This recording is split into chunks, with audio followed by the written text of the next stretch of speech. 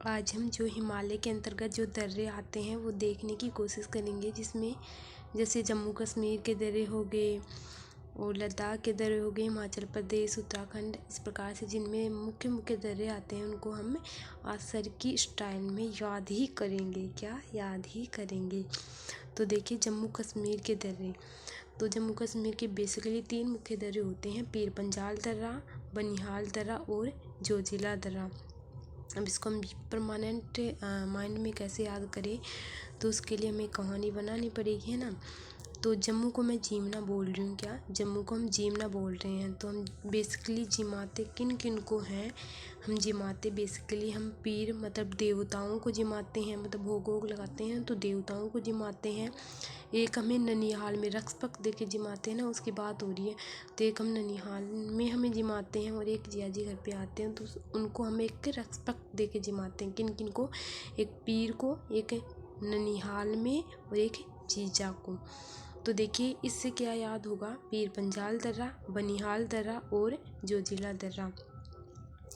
तो अब पीर पंजाल दर्रा किन किन को मतलब किन किन को जोड़ता है वो देखने की कोशिश करेंगे। दर्रा मतलब कोई पर्टिकुलर स्थान को रिप्रेजेंट करता है, मतलब इनको वही मतलब एक रास्ता हुआ इनको जोड़ने वाला।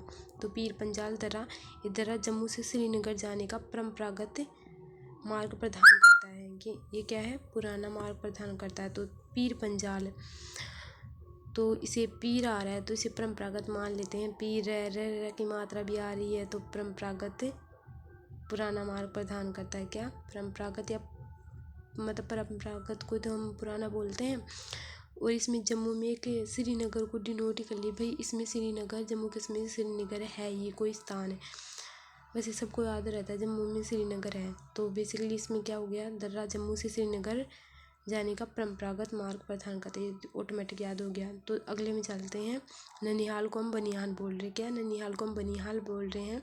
तो बनिहाल दर्रा वो तो क्या था, परंपरागत, ये क्या है, नवीन मार्ग प्रदान करता है, ये तो याद ही हो गया।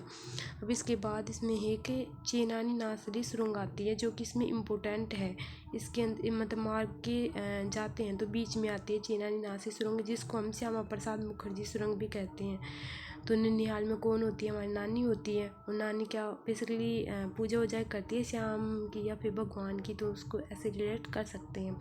चेनानी नासरी सुरंग और श्यामा प्रसाद मुखर्जी सुरंग, ये क्या हुआ है, सबसे लंबी, भारत की सबसे लंबी सुरंग है। तो नानी जी क्या हमें बड़ी बड़ी कहानियाँ लंबी लंबी सुनाती हैं ना, कभी कभी हमें नींद भी आ जाती है, तो उससे हम रिलेट कर सकते हैं। जिसकी लंबाई 9.20 किलोमीटर है। तो इम्पोर्टेंट ये है कि चेनानी नासरी सुरंग है और श्यामा प्रसाद मुखर्जी सुरंग इसे ये बोलते हैं, और भारत की सबसे लंबी सुरंग है और नवीन मार्ग प्रदान करता है। और ये भी ज्वार सुरंग, मतलब याद कर लेना है, ज्वार सुरंग आती है इसके बाद भाई।